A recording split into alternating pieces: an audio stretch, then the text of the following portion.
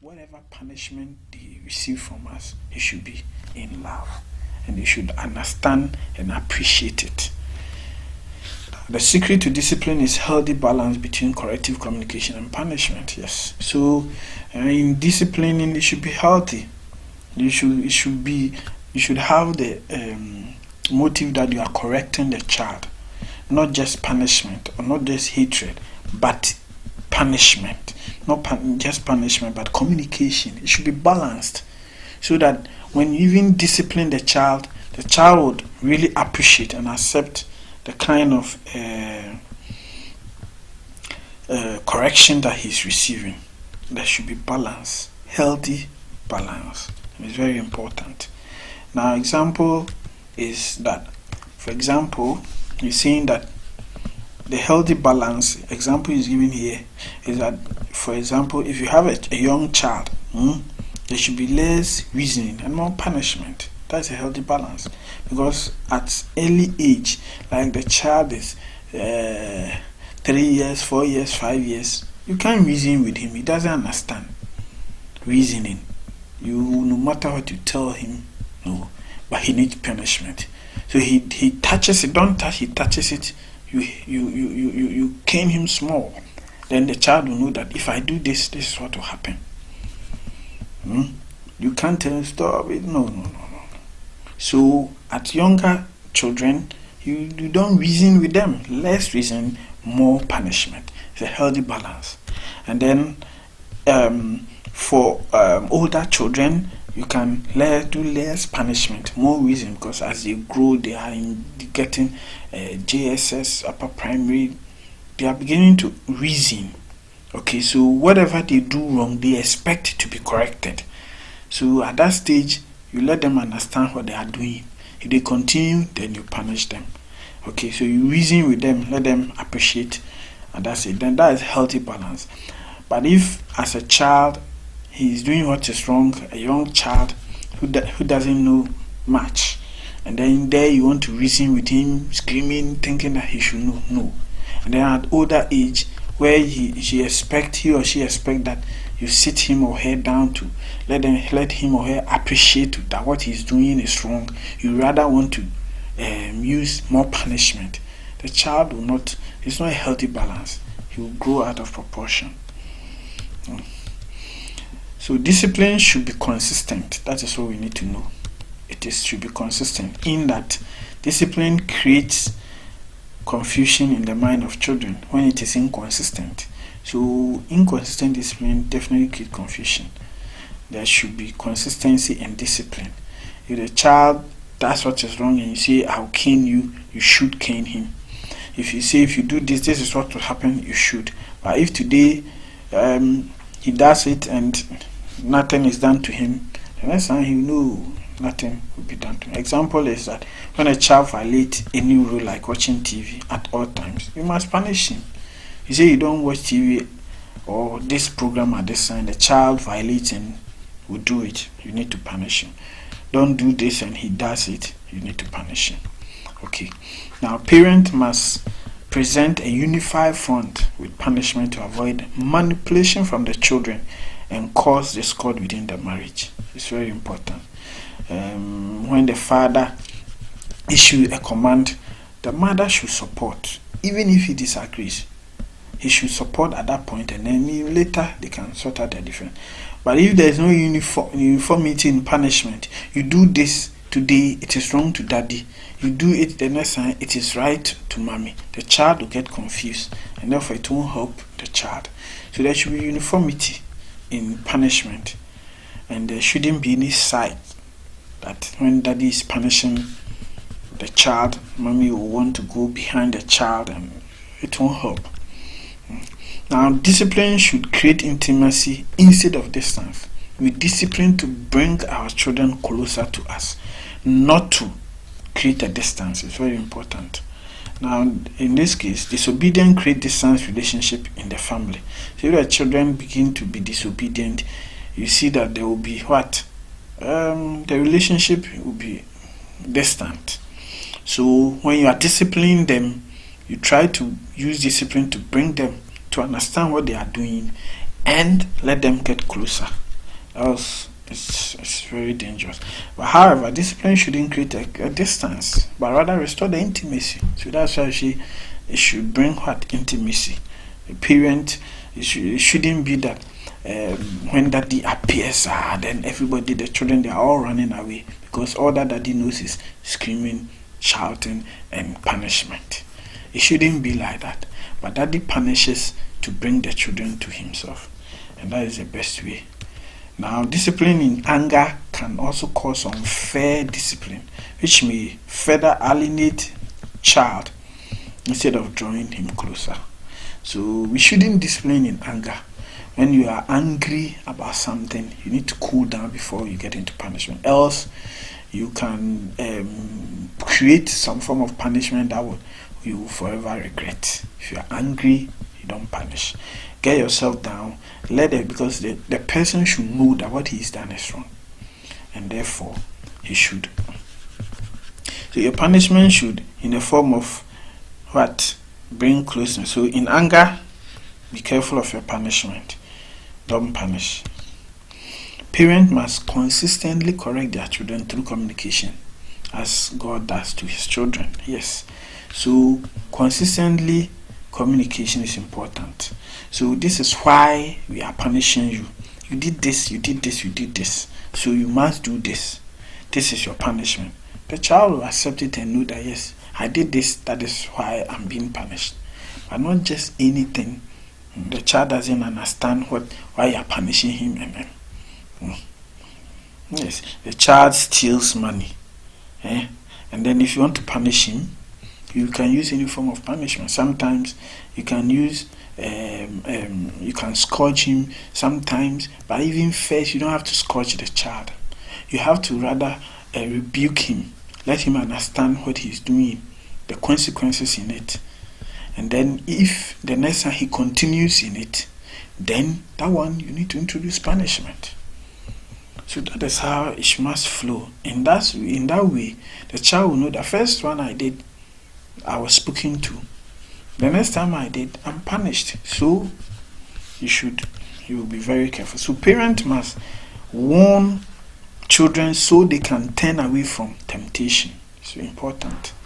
So that is it. So temptations are there as children, but we need to warn them so that they would always turn from that.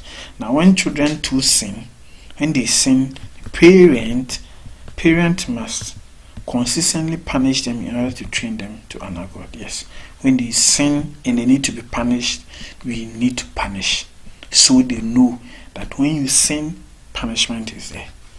It's very important. Now, we want to look at bitterness in children.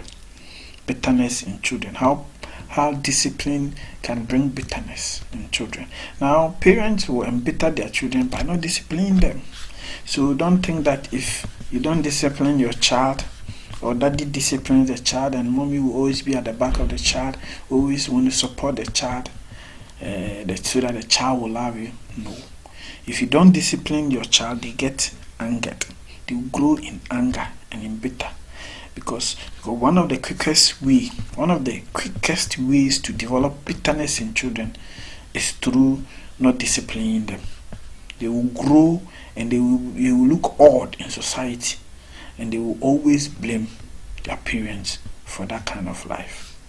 So discipline is very important. If you don't discipline them, they will grow and get bittered that these things mommy didn't teach me, and therefore wherever I go, this is what happens to me. Spoiled children are thankless and bitter. Yes, you spoil them at that stage when they were young. They will do things you need to discipline them or teach them, let them know.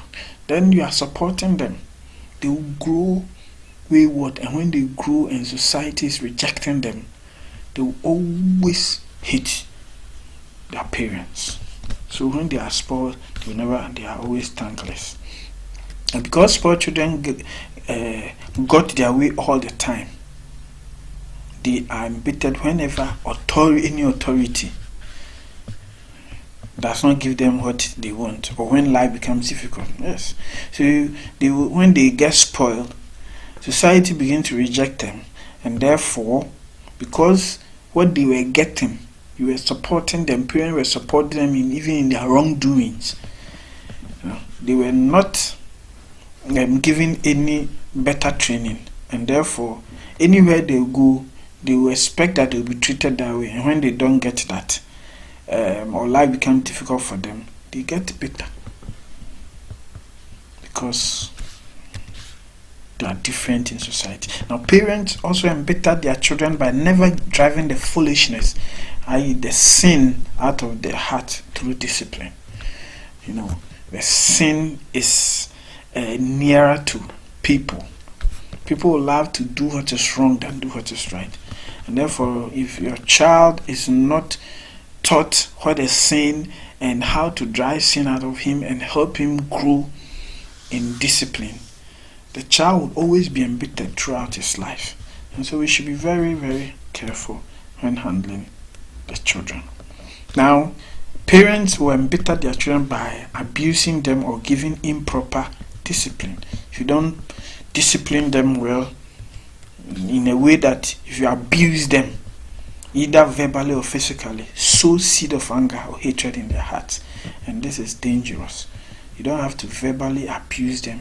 You want to fight your child. You want to abuse your child, hit your child anywhere you like. Physically, they become angered. You abuse them. You need to punish them, but not to abuse them. They need to appreciate it. So if you do that, they get hatred in their hearts and they grow with it. Now, the anger that is sown is hard to remove. If you sow anger in a child, you use bitterness. You create bitterness in children.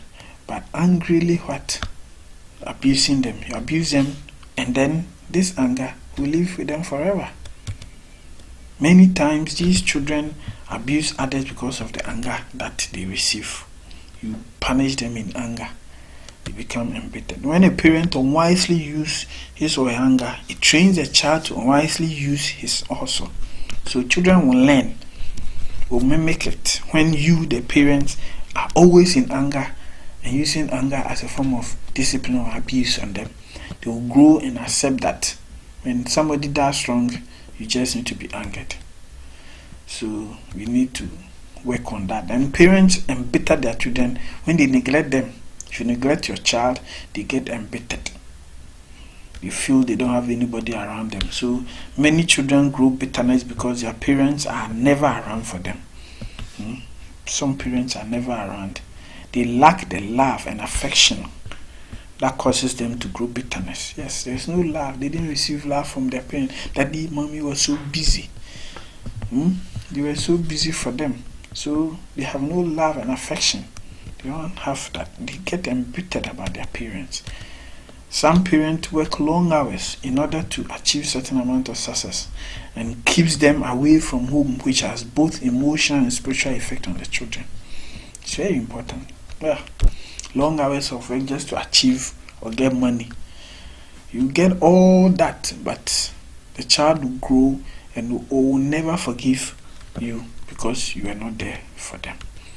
Now, in society, many parents neglect children by sending them to boarding schools at early age or tender age to compensate for their lack of presence. Yeah, they want to make money. It's important because without money, you can't succeed. But lack of presence, because go to boarding, some children take that as punishment.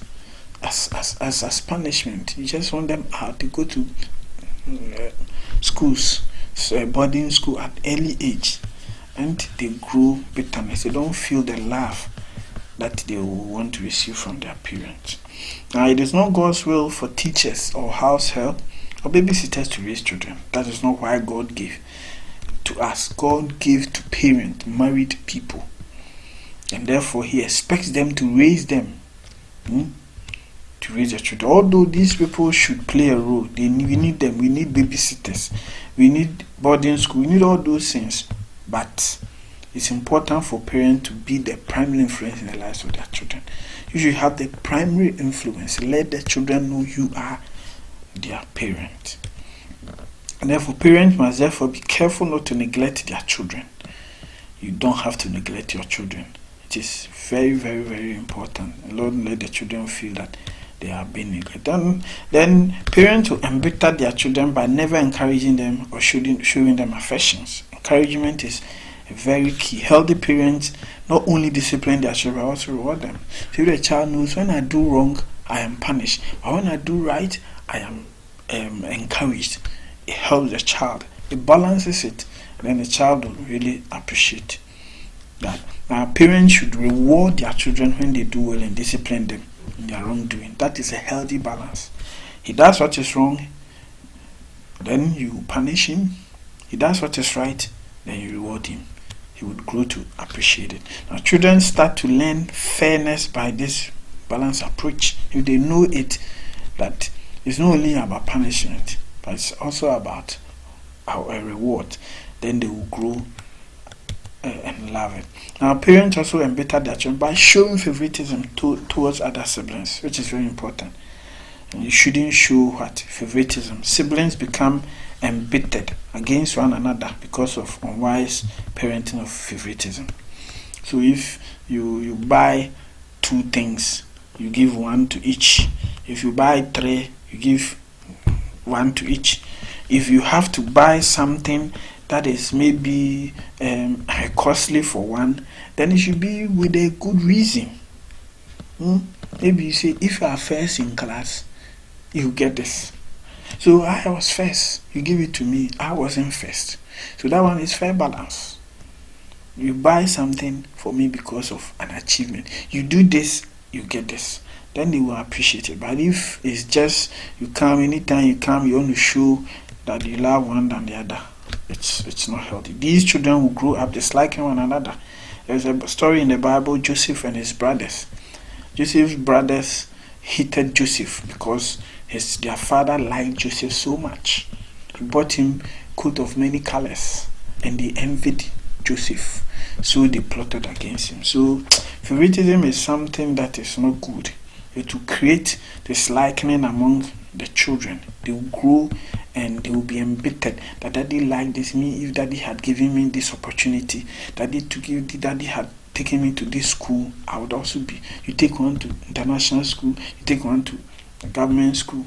There are petty things that we should watch out. You buy something for this and then you don't buy one for the other. They will be embittered and they will grow and they will not like each other. It is very important. So you need to train the children. Training the children is a delicate ministry, and parents tend to lose their balance. Yes, it's a training. It's a whole ministry. It's we need to get knowledge in that to be able to. Now, some parents become authoritarian, leading them into anger and rebellion, which is also not good. So as a parent, you don't have to be authoritarian, because your children will be angered and rebellion. But you should reason with them. At a stage where you have to be authoritarian, you have to. At early stage of the child's life where he doesn't know much, everything should be do. But there are certain stage that you should reason with them. Let them appreciate how life is and what they are doing. And that one, they will not grow and be angered. Now, in our parenting, God has called us not to embitter our children, but lead them to Him as the very reason He gave them to us. So we don't need to embitter them, but we need to lead them to Him. Let them appreciate. Now, some parents damage their children's future by trying to train them in a way they desire for them, which is also not healthy. You don't force your children into a future that they don't agree. There should be reasoning. They should appreciate it. They should accept it. And it should be in line with their vision. Now, the destiny of the child who holds or remains in 3 hands. That is the Creator, God, who created him. And then the destiny, that is the person, the child involved. And you, the trainer. These 3 people play a major role in the child's life. So God takes care of the child. That's why we said it's a gift from God. So it's God's responsibility to take care of the child. And God knows that. So if you present the child to God, He will take care of him. Then it is the duty of the child to also unearth his talent. You, the trainer, will just have to look at the positive side of the child, or the child's ability, and lead him. Not because you, the parent, you wanted to be you wanted to be a doctor, and because you couldn't be a doctor, you want to force your child to be a doctor. That is not the best. So we need not to force our children into what they are not called for. We are called to train a child according to their own way, not into our own bends, not ours or others. So not our own bend. We don't need to bend them, force them into a future that we want to desire for them, but we should allow them, work hand in hand with them. So just like the husband and the wife spend time together to cultivate their marriage, so parents should spend quality time with the children. It's important. We need to have time for the children. Go out with them, have fun with them, let them appreciate us. So we need to train the child in the way that he should go, and when he's old, he will not turn from it. This is a Bible quote. Train up the child the way he should go, and when he grows, he will not depart from it. It's very important. The way you want him to go, that is how you should mold him right from beginning. So when he grows, he will not depart from it. Now, parents must also take time to be with their children, to listen to them, to study them, have fun with them, ultimately for the purpose of leading them into godliness. We need to get closer to them, take them out and be with them. This brings our discussion to an end. Thank you.